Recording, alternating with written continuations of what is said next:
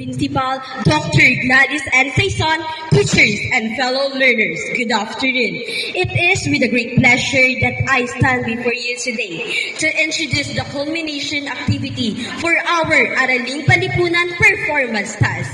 Over the past months, we delved into the rich tapestry of our history, geography, and culture, exploring key concepts, analyzing significant events, and understanding the interconnectedness of our society.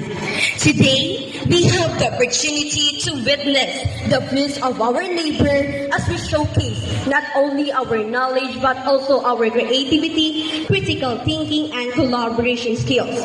Each presentation or performance reflects dedication, passion, and effort that we poured into this project. As we embark on this journey together, let's embrace the diversity of ideas, perspectives, and experiences that makes our learner community vibrant and dynamic. Let's inspire and be inspired, let's challenge and be challenged, and ultimately, let's celebrate the power of education to transform lives and shape of our future.